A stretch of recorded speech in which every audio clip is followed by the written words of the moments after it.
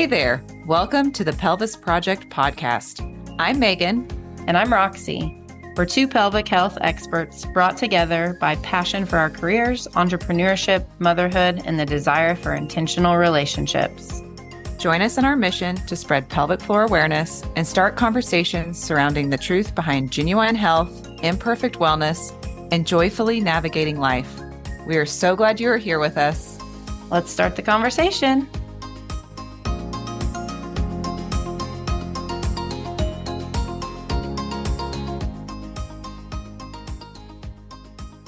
Hey, Megan, how are ya? Good. How are you? Great. It's a sunny Saturday afternoon. Here we are. That's right. Yes. Well, we are really excited. We have a guest on, and this is our first repeat guest. And so we're so excited to have our friend Paige Genova on. She owns Vital Pelvic Health, and she is a pelvic floor occupational therapist. And she is a master, in our opinions, of pain reprocessing theory, and she's certified in that. And we just got done last episode. If you didn't listen to it, that could be a really good start because we talk about chronic pain in that episode. And so she's going to take us even deeper into that and help us really understand what's actually happening. And I guess in my opinion, how simple chronic pain can actually be. We just make it complicated. Yeah, we make it really complicated, and it can be, but she just drops a lot of nuggets. She's going to really help us understand and drop a lot of nuggets of knowledge and information. And so you're in for a treat. All right. Well, Paige, thank you for being on the podcast today. So excited to talk to you guys. Well, for those of you, okay, we've had Paige. We'll have to look back. I can't remember what episode. Paige has been on the podcast once before. Just a little refresh, and we can let Paige talk more about herself. But she is an occupational therapist that specializes in pelvic health in Ohio. And what's your city that your clinic's in? Youngstown area. Youngstown. Yeah, right I on the said border. Georgetown. I knew that wasn't right. Yeah, we're sandwiched in between like Cleveland and Pittsburgh, but we're right on the Ohio, Western PA border. So awesome. Well, tell us a little bit about your clinic and the specifics, and then we'll jump in. All right. So yeah, my clinic is in the Youngstown, Ohio region. We are a team of physical and occupational therapists. We're a nice little blend. We are, the only multi-clinician clinic in that region. And, I really feel like we're elevating, pelvic health care in our region, kind of setting the standards. Unfortunately, being sandwiched between two medical powerhouses with the Cleveland Clinic and UPMC, sometimes care in our region gets like watered down because people are like, they'll just go to Cleveland. They'll just go to UPMC if they want something better. But I really feel like we're building it here in our region, which is super cool. But yes, I am an occupational therapist. I like to call myself and my counterparts POTS just because I feel like, it's such a blend of a pelvic health, mind. We're a little bit of PT, we're a little bit of OT, but I do love my OT roots, which kind of is basically why probably I've landed where I'm at today in more of that like neuroscience, psychology realm. But I do have an undergrad in psychology as well, and gerontology, which is basically the study. I've had old woman hobbies since I was like 12. And so when I was doing psychology, I was like, what else can I do for a minor? And I was like, gerontology, the study of old people, because I love them. That's right.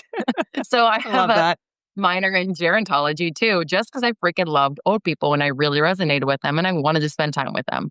And awesome. I also am the only, at least the last time I had checked, pelvic health OT certified in pain reprocessing therapy, which is what we're going to be chatting about mostly today. Yeah, awesome. Okay, so before we move forward, Roxy and I always do a tell us something good. So you want to kick us off, Paige? You go first. Yes. I just feel like, and I know you guys get some nasty weather too, but up in the northern region, this was a rough winter. So something good is just like gardens are happening. We're getting outside. The chicks are going to be going out into the coop. Like we're getting a little bit more sunshine for our region at least. So it's like spring is just so life-giving. I feel like for our region, people come alive. We come out of the woodworks. So that is my good thing, is just spring is here. Yes, yes. Roxy, what about you? Gosh, I agree with that 100%. This morning, I was at my 5-year-old's track meet, first one we've ever had. Didn't know how it was gonna go. Had kind of a rocky start. She refused to do one of her events because she was so nervous. Oh, But sweet thing. we brought it around. We pep talked her. She put on her big girl panties, and she did. She finished out the morning, so it was good. It was a good little time to just see her struggle through something, and not struggle. I mean, they're 5-year-olds. You don't really compete. Yeah. I mean, at that point, but just even competing by herself, and being it just her doing the thing. So anyway, that was kind of fun. It was kind of a struggle, but also kind of fun growth moment for me as a mom, watching her kind of do her thing. We're not serious sports people, but this was a little opportunity that came across our lap that we thought we'd try with her and see. So it was just a good little morning for that. Fun. That's awesome. I spent my morning, I was asked to come to today is National Pilates Day, and we're recording this on May 3rd. So a friend of mine owns a Pilates studio here. And so I was at their event and I got to meet a whole bunch of awesome women, and it was so nice outside. I agree. The sun is out. And then came home and had a little bit of window before recording this to sit outside and just soak in some vitamin D, and sat with my chicken and, well, one of the chickens and the dog. And it was really nice. It was really nice. So, and then I was looking forward to this because we all have been friends now for years. And it is so fun to get to see each other and do this. So, well, let's dive in. So our last episode was on general overview of chronic pain. And we knew right away after we reported that we wanted to dive deeper into it. We've had a lot of good feedback from that episode of people just being like, wow, this is a good reminder. And this is so fascinating. And so now we can dive a little bit deeper. Well, Paige, dive on in. Take it All away. right. Well, I know this is definitely something I'm super passionate about. And I, have to kind of credit my odd introduction in the pelvic health for kind of probably what brought me to this point, just because I didn't have any orthopedic background. I think, we talked a little bit about that on the last time I was on, and I really had to lean into my psychology, OT background, and my neuro background, because I was a acute care, ICU OT, and we were a level 1 trauma hospital. So I saw a lot of neuro trauma patients. And so I took kind of that foundation and just started doing what I knew, doing what was, made sense to me. So I really didn't enter into pelvic health. And, that was 7, almost 8 years ago. It was definitely a bit more of that biomechanical approach at the time. And, a lot of that orthopedic components, you would hear people saying it's ortho in a cave, and now I look back and I'm just no, it's not. It can be for some people, you know what I mean? But that's not what pelvic health is. And so I had to lean into that heavily. And I think that really was beneficial for me because I had to start figuring it out when there really wasn't that many resources. When we think about where chronic pain, chronic symptoms, and kind of throughout this, I might say chronic pain, nociplastic, neuroplastic pain, but that really is meaning chronic symptoms, basically. That is encompassing symptoms. But in this research realm, it's a lot about actual chronic pain. But for our patients, it can be chronic constipation. It could be chronic bladder urgency, which can be painful, right? But it also can just be a symptom, chronic rectal pressure. So I think pelvic health patients have a hard time interpreting some of this pain science stuff because it's always talking about pain. And they're like, well, it's not pain. It's just I cannot, get my stool out. Or it's not pain, I just can't tolerate penetration. So they think of back pain and migraine pain, and it's hard for them to kind of mesh that into their symptoms in pelvic health. But just kind of a disclaimer, when I'm talking about chronic pain, it really is just chronic symptoms. So probably 10 years ago, the main treatments for it from a rehab and also therapy standpoint was biomechanical approach. So if you have chronic pain, there must be some type of damage, and we have to identify that and rehab it from a mechanical musculoskeletal standpoint. When that didn't work, and inevitably for these patients who had chronic pain and central sensitization and neuroplastic symptoms, they weren't going to get better, right? They weren't never going to get that lasting relief. So they'd send them to therapy and they'd say, hey, cognitive behavioral therapy can help you cope with your chronic pain. Since it's never going to go away, right? You've tried all these things. Let's do cognitive behavioral therapy to teach you skills to be able to cope with it, live with it, and still have good quality of life despite being in chronic pain. And that's changed quite a bit. We now know that, cognitive behavioral therapy is really beneficial for things like anxiety and depression, but it's not really that effective for chronic pain. And so the research has really shifted to be more of like a neuroscience, neuropsychology foundation, because that's how we know, that's how the brain works, right? We know neuroplasticity is how the brain works. We know that neuroscience is involved. We know that the brain and the body communicate. And so researchers were like, well, let's try something new. Let's actually just like look at how the brain communicates pain, why it communicates pain, and go from there. And so that's where more of this like neuro-based pain science research started coming about in pain science therapy.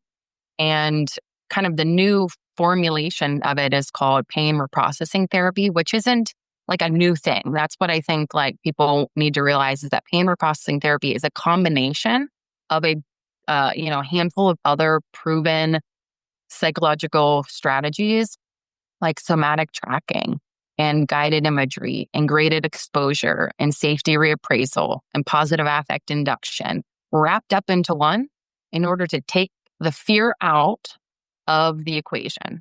Because we know that if the brain interprets a sensation as dangerous, scary, fearful, etc., there's going to be a pain output. So they were like, well, what if we just train the brain not to have fear attached to that sensation? They did a lot of really great research. If anyone wants to look it up, kind of the hallmark one right now, kind of the gold standard is the Boulder back pain study, I think it's called, Boulder back pain study or whatever. And it basically looked at traditional therapy approach combined with NSAIDs, placebo, and pain reprocessing therapy techniques. And it showed that the traditional approach to chronic back pain with like physical therapy and NSAIDs had about the same short-term and long-term outcomes as the placebo group. Very similar, right? And placebo is a whole nother thing that we can get into. I know that was that was a couple weeks ago. My big rant was like, we freaking love placebos. They're real. That literally is neuroplasticity. But it showed that was about the same. Gosh, I should have like re-looked at some of the research, but I think it was like somewhere around like a third of people were like, yeah, my pain is down. But then at a year post-study, the pain didn't stay down in both of those groups, and it stayed pretty similar. But in the pain reprocessing group, I want to say it was like 3/4 had like much improved to no pain. And then at a year post-study, it really stuck. Like it was very significant. And so that was kind of taking what a lot of clinicians were already doing and being like, this really works. This really works, right? And you can actually cure chronic pain. You can make it go away versus something that you have to deal with or like something that is broken that has to be fixed. So it is exciting because I feel like I had been trying to, I've been doing this for so long, like adding that psychology and the nervous system and the musculoskeletal system, but been at a crossroads of just like, well, how do you actually treat it? And so the past, I'd say 2 years, I've been really trying to come up with like a framework in how to treat the mind and the body, because I feel like that is where the biggest disconnect is like when I took the pain reprocessing therapy certifications and courses and all these other psychology education classes, it's like, we're just treating the mind, right? Then in all the, pelvic health, dry needling courses, all this stuff, they're like, we're just treating the body and we can cure people, right? And it's like, but these chronic patients need both. And how do we go about that? And so that's, I think, a big missing link in pelvic health and actually, how do we do it? Because the shift has been happening, even when we were at PelviCon last year, I remember talking to you guys, I was like, every single one of the presenters mentioned the nervous system. Every single one of them. They're acknowledging it. They're saying they're even saying hey, everything we thought about the mechanical aspects of what was important isn't actually that important. The nervous system is more important and a big factor in these chronic symptoms. It's something you have to acknowledge, something you have to be able to identify, et cetera, et cetera. But nobody actually was like, and this is what you do then. Like, Yeah. this is how you then make it go away. Because we can't just ask patients, like, don't be so stressed out. You need to be regulated. It's like, but how? What does that mean? Right. Are you just overwhelming them more? So I think that it's a cool crossroads to be at. And we've come a long way in the past 10 years. And I'm excited to ride the train. Yeah. Definitely the buzzword. I agree with you when we were at that conference was in almost every lecture was this biopsychosocial aspect that came up. And it was really cool to have it be mentioned so often because I think we were all seeing that, there's little Right. pieces. And I really do think that clinics like ours were able to provide the opportunity and the space to address all those things versus like kind of that insurance model, 30 minutes, like fast. They don't really care if you're not stressed. Like they're just like, let's fix the top layer and get you on out of here. Which stresses them more. I know. You know what I mean? That's what kills me. I'm just like, do you know handing them that packet of exercises? Chronic Yes. pain patients usually have a type A perfectionist personality. They have a lot of intensity when they're doing these exercises. They put a shit ton of pressure on themselves. And so then when you hand them these exercises, their brain is like, oh my gosh, we knew it. Something bad was happening with their hip or whatever it is because of how intense and how much perfection and how much pressure they put on themselves when they're doing these damn exercises. And it's like that causes them more pain, a more upregulated nervous system than if you would have thrown the exercises out the window. So yeah, completely agree with that. But it's like funny. It's like, do we not realize that actually makes it worse? Well, it's funny because yesterday I had a patient that called and was like, can I get back in with you? He had just gone back to the urologist and it's the same thing. Literally, he was like trying to do the two things I told him over and over and over. And he was Googling like more things to do and more things to do. And he's in a flare. Uh-huh. And so he had just gone to the urologist and like he wanted to follow up back with me. Literally, this is all we talked about. But it was funny because just even conditioning the patient, because I think the patients even are like, what do I need to do? Like, you're a PT, like you're going to tell me to do these exercises and I have to do these perfect and whatnot. It was like almost undoing this like expectation. We literally spent the whole hour almost on just, no, here's the deal. Like really trying to break that down. And at first he was a little let down. You can tell people are like, wait, what? Like, what am I supposed to do? But then as they start to understand, it's like, oh, okay, But I think that just like, I'm excited to hear what you're saying because I feel like too, as clinicians, we're figuring out how to communicate this. We're figuring out how to really convince patients that this is legitimate and it helps and it works and whatnot. But it's funny when you were saying that of like just that type A personality that does their exercise over and over. It was literally yesterday and he was like, I'm worse. Like, because you're not listening. Anyway, it was like this whole like, but we reframed, and so we'll see how it goes. But anyways, it just is that even from the patient standpoint, they think that they have to do Mm-hmm. technically. And so I've seen that challenge, I guess, too, of convincing the patient that this is going to look different than maybe you were expecting or maybe you thought you were going to get, I guess. Yeah. I mean, I think probably one of the biggest things different, obviously, well, and I was kind of like you, Paige. I started when I started my career, I was in rehab and saw neuro patients and geriatrics and all of that. I didn't enter into like this outpatient ortho setting. And so I never was kind of in the position where I was giving like a whole bunch of exercises. And so I worked with, speech therapy, occupational therapy, and PT. We all worked together a lot. And so I'm really thankful for getting that opportunity because then when I did get out, people that have worked with me, I've had a therapist before that I've mentored that I was like, hey, you don't have to give and give and give all these exercises every single time. And she's like, you don't? I'm like, no. Yeah. It's exhausting for everyone involved. The less you give, the better. And then, trying to get those patients who are type A to just say like, hey, trust me for a second here and let's backpedal a little bit. Let's backstep. And I want you to do, X, Y, Z. And I don't care how good you feel. I need you to stop at this point. Like you have to stop. And they're like looking at me, they're like, what? Like if you're going for like, especially people, myself included with autoimmune stuff, there's a point that no matter how good you feel as you're trying to rebuild, you stop and let your body kind of, it's like your brain and your body have to start to work together again. So yeah, this is fast. This is so good. Hopefully a lot of people Oh, are like, I oh. know. Yeah. I mean, that's the thing. It's like I don't care if you work with just pre and postnatal patients. I don't care if you just work with athletes or more of the active population. Actually, the athletes and the really active people who that's like their identity is their Yes. exercise and that is their nervous system regulation. When the threat of that being taken away gets added in, the amount of fear that they have associated with the thought or the expectations of having pain and what that means for their like lifestyle, sometimes they're the most wrapped up in neuroplastic symptoms patients that there are. So I don't care, what population you're in therapy, but especially in pelvic health with how, intimate and isolating, embarrassing these symptoms can be for these patients and how scary because other providers, these medical providers don't understand.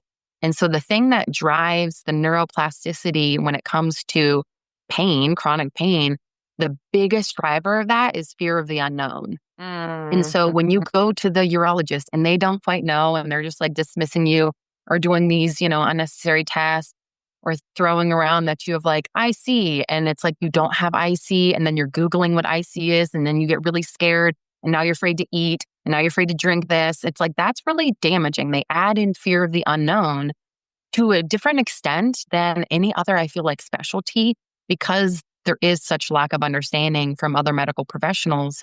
So pelvic health is very unique, I feel like, in that realm where it's like you are experiencing patients.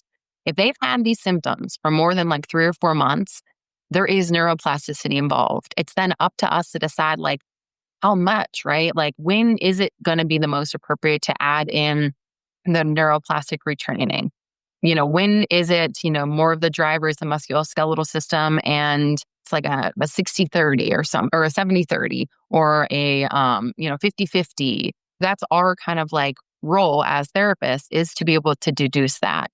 But being able to recognize, identify that there are neuroplastic components to their symptoms because they've been in chronic pain, just knowing that's how the brain works, right? That is neuroscience. And knowing how to kind of weave that in. And one of the biggest, I think, factors that I hear from, other therapists is they don't know how to communicate that clearly or they're afraid that they're going to make the patient feel like it's all in their head, or they're so much more comfortable just treating the body and kind of like having to treat the mind and being afraid, not knowing how to exactly frame it to the patient, making the patient think that's all in their head, feeling like they're going to be missing something from a musculoskeletal standpoint, holds back a lot of practitioners from, diving into this because it really should be us. We are the people who can make that connection for them, and who can treat both. We can treat both.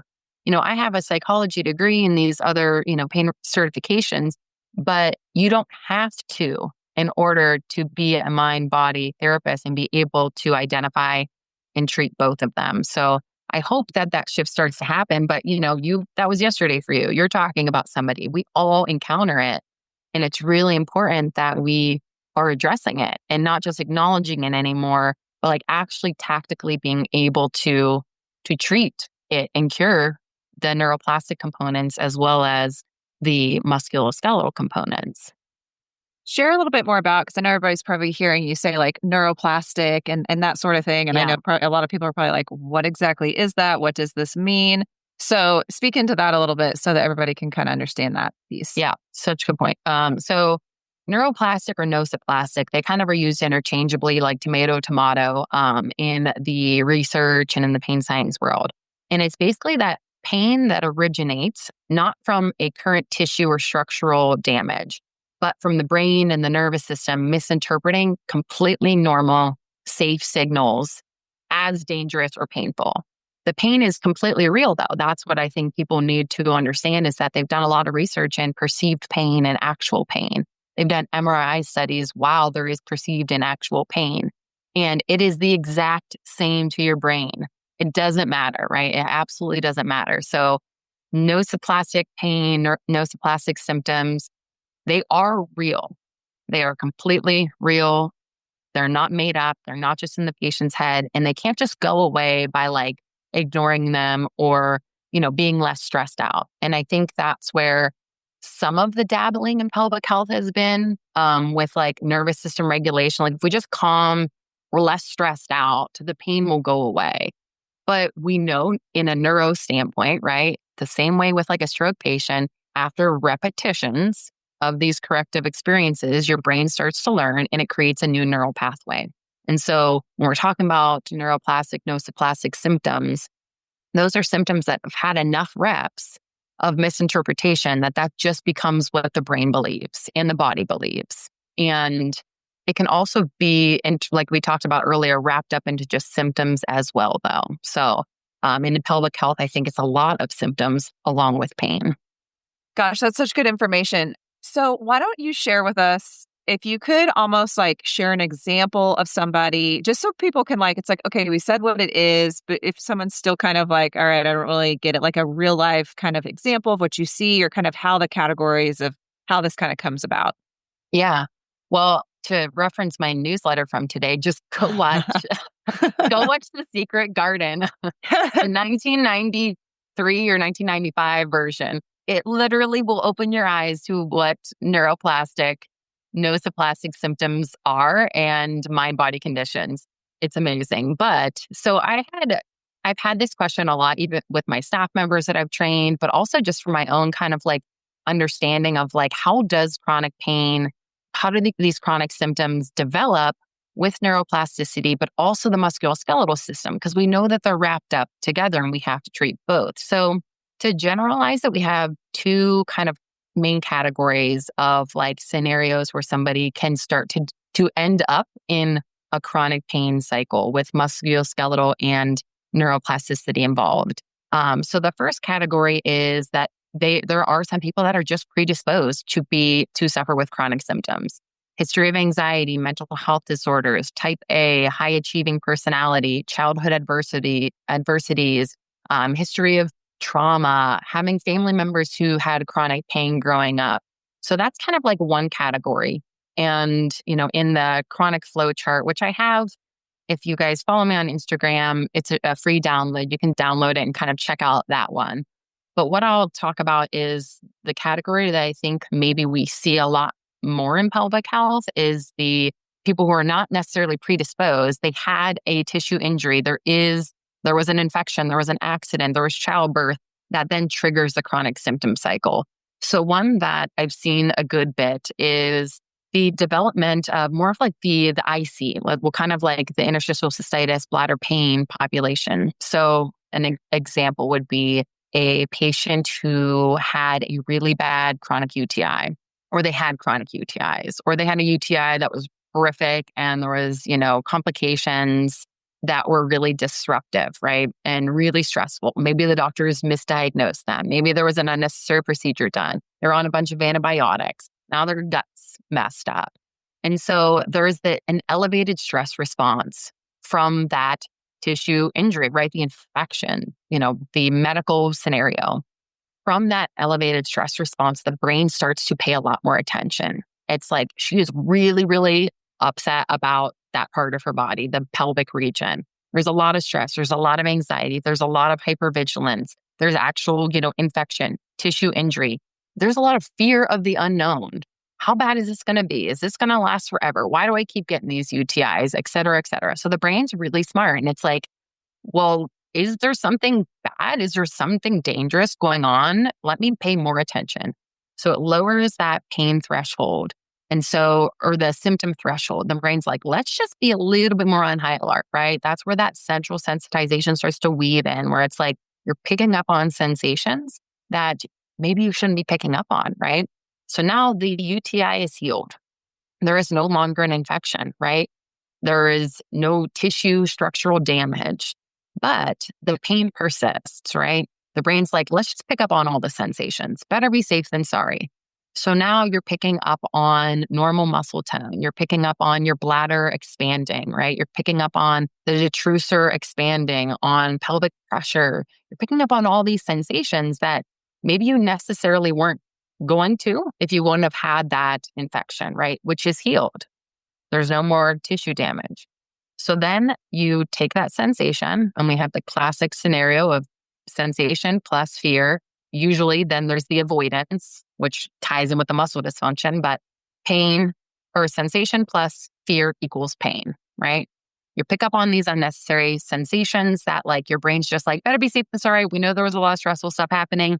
So we're going to pick up on that bladder stretching. With a fear response, oh no, what's going on? Am I getting another UTI? How bad is this going to be? What did I do wrong? Is it maybe because I ate the tomatoes?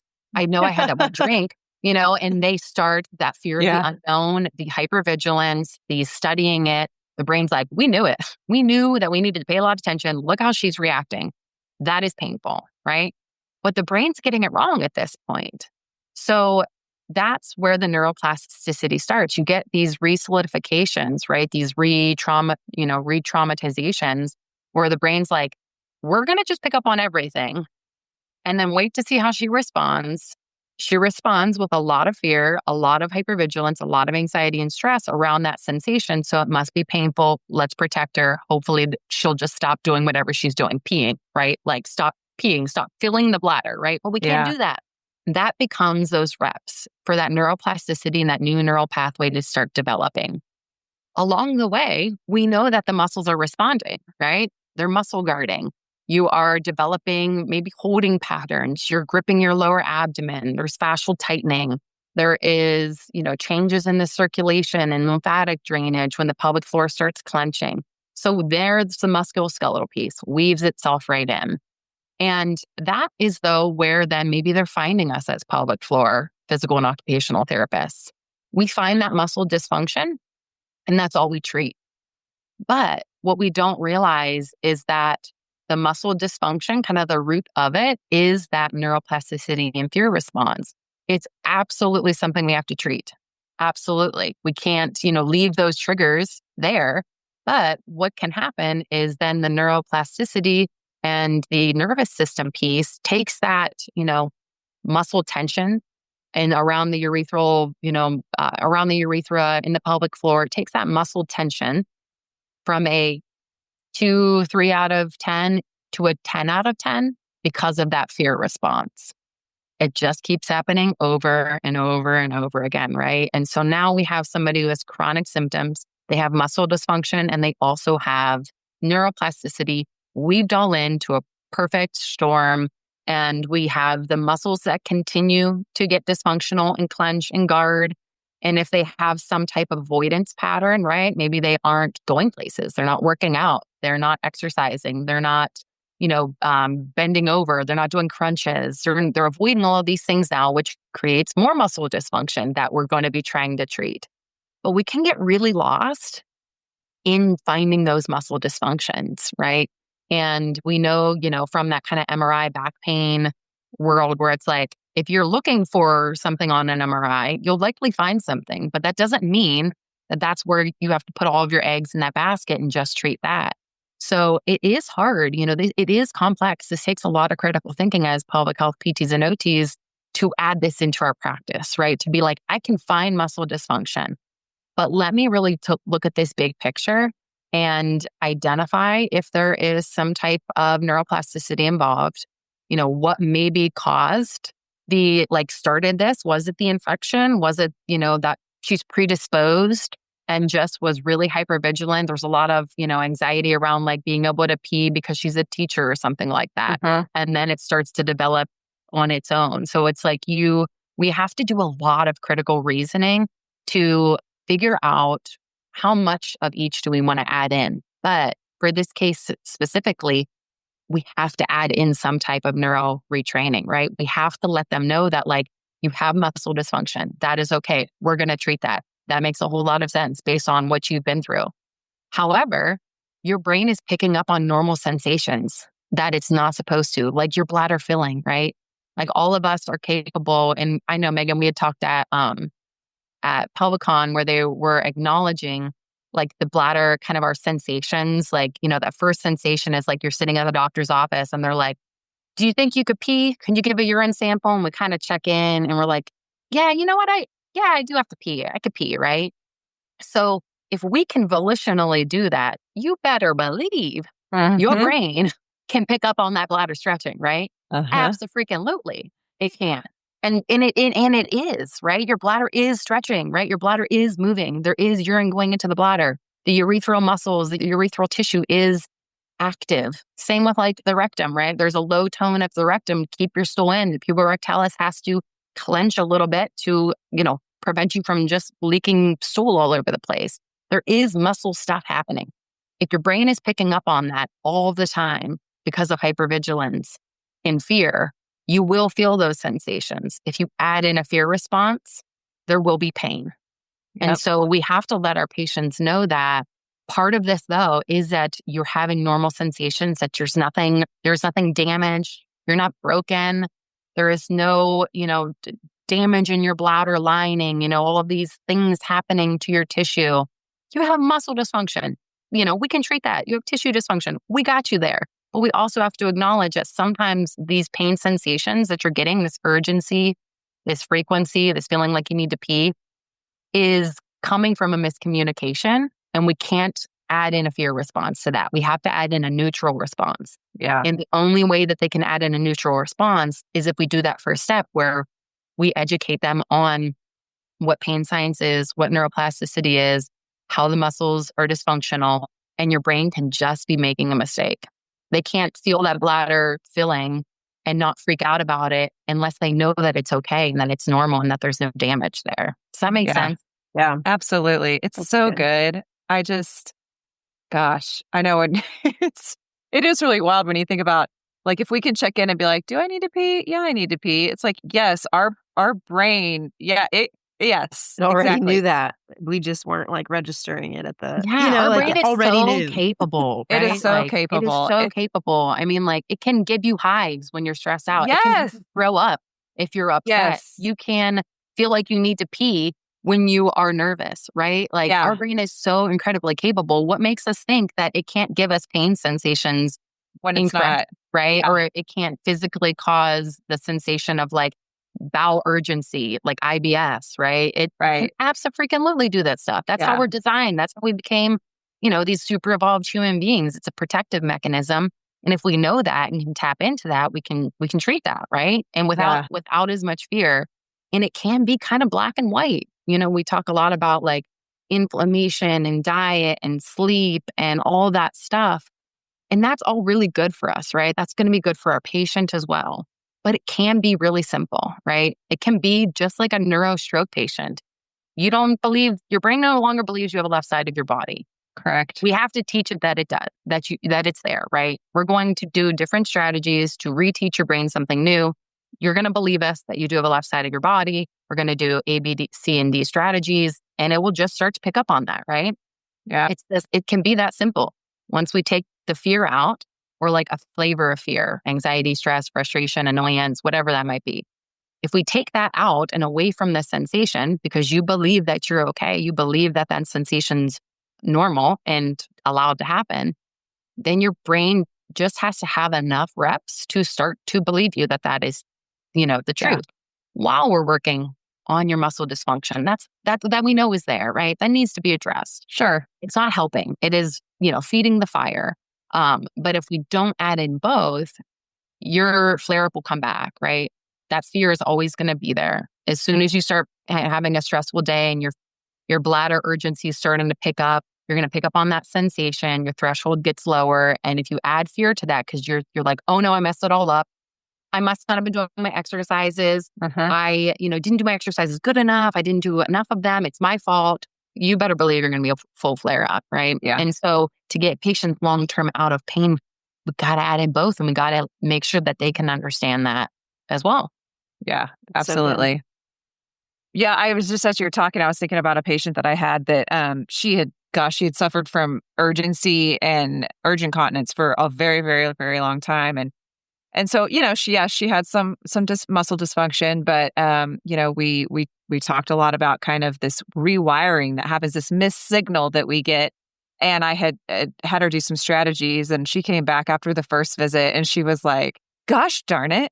She's like, you're telling me all it took was for me to stop, take a breath, walk to the mailbox instead of walking to the house. And it was gone, and I was like, well, we still have a lot of work to do, but that's a really good example of Yeah. now the brain taking over and just like it was the same pattern over and over again. And then she believed, she started to be like, okay, every time this happens, now this is going to happen, and was anticipating there's going to be this urgency, there's going to be this leaking.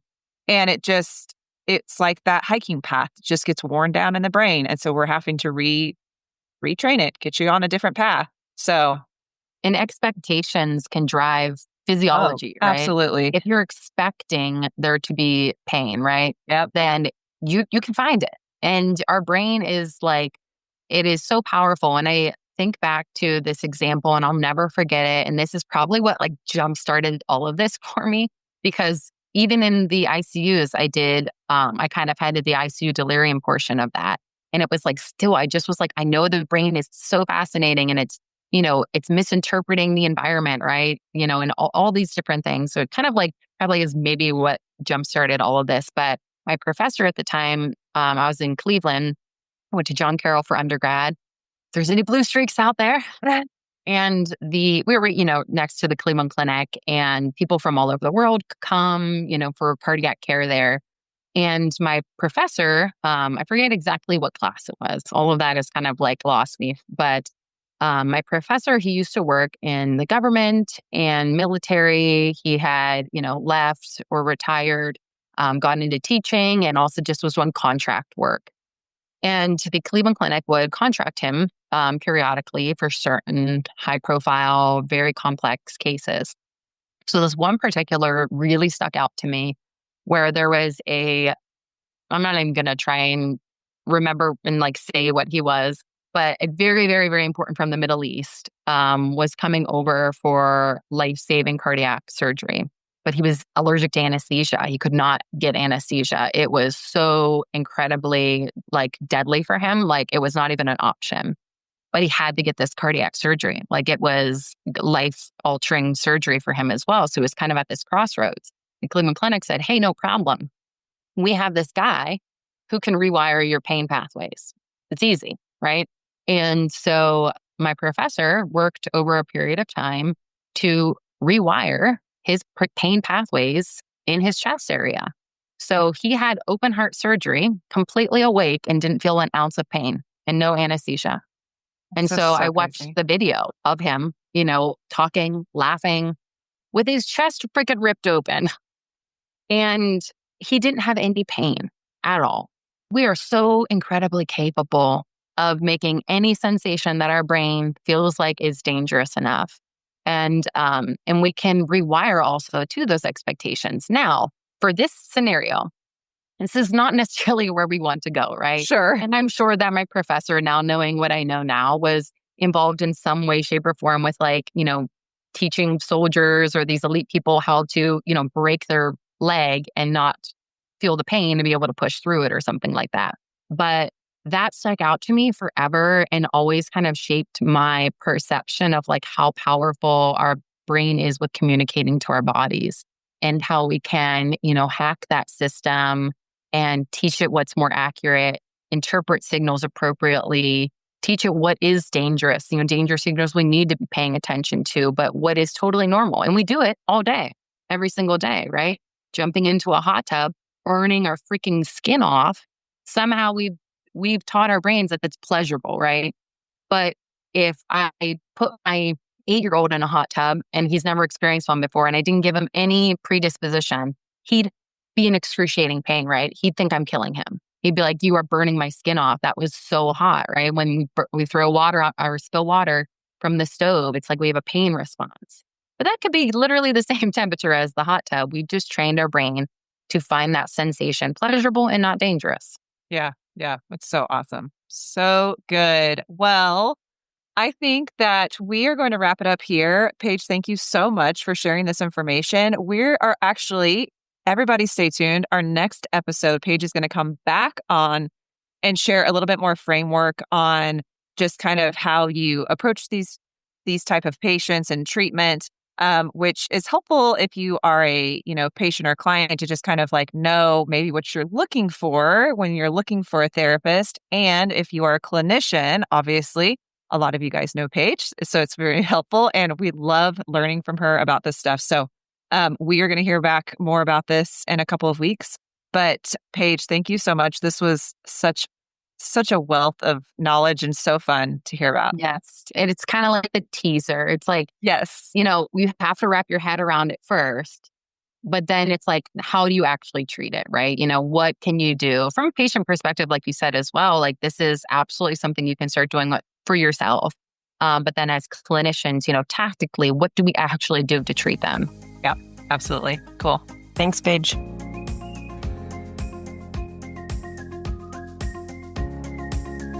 Thank you so much for joining us this week on the Pelvis Project podcast. Help us continue the conversation by liking and sharing this episode with friends. And if you really want to do us a solid, leave us a review. If you'd like to follow us on social, check out the show notes for links. And remember, this week, take a deep breath and relax your pelvic floor.